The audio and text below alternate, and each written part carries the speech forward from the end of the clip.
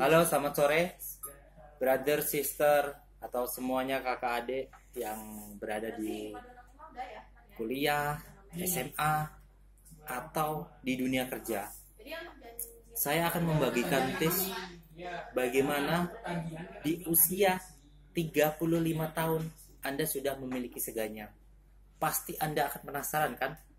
Yang pertama, kedisiplinan di dalam membangun sebuah ekonomi. Ada 4 tips, saya ulang lagi ya. Yang pertama adalah menabung. Anda harus menyisihkan minimal 40%. 40-60% penghasilan Anda untuk ditabung. Nah, dalam konsep menabung tersebut, tabungan tersebut kita terjemahkan lagi, kita investasikan ke dalam sebuah investasi yang bukan investasi abal-abal atau investasi kalau kita dengar tuh investasi bodong.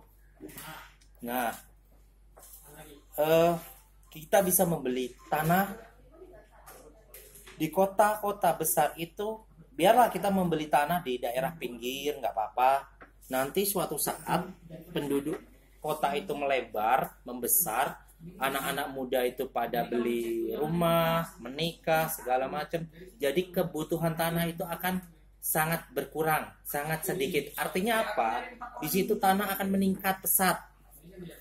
Nah, setelah kita beli tanah tersebut, kita bisa menanam sesuatu di dalam tanah tersebut. Contohnya, tanam pohon jeruk, tanam pohon kelengkeng, atau durian, atau segalanya.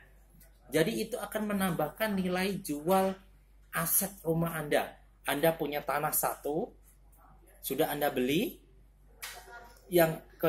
Anda beli tanah yang kedua lagi, misalnya harga 25 juta, harga 25 juta lagi, total sudah punya 50 juta.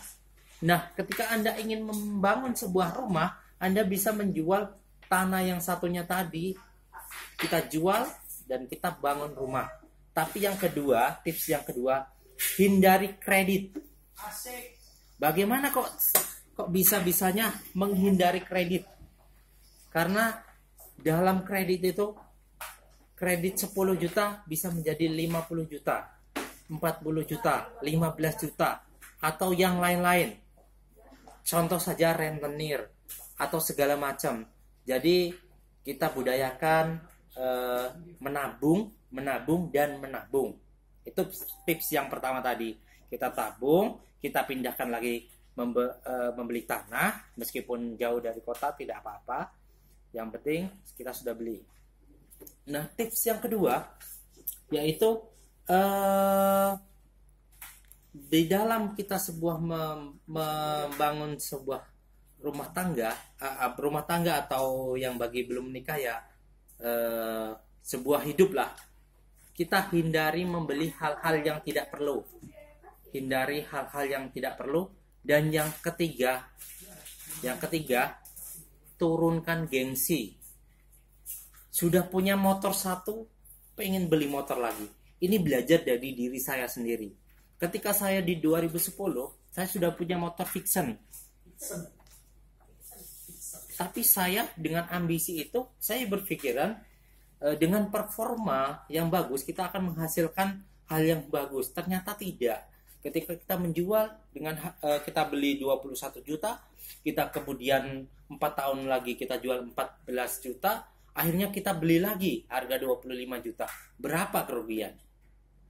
Coba kalau kita hidup sederhana, kita nikmati aja apa yang ada, itu brother luar biasa. Uang segitu kita investasikan atau kita mainkan di perdagangan, itu akan menghasilkan sesuatu yang besar dari hal-hal yang kecil tersebut. Gengsi, ingat kata gengsi lihat temen ini masa pakai motor kayak gini, gengsi pakai mobil. Jadi ketika kita harus mengukur diri sendiri, bagaimana kemampuan kita. Oke? Teman-teman, mungkin itu saja tips-tipsnya bagaimana untuk kita sukses semudah-mudah mungkin. Terima kasih, sampai jumpa.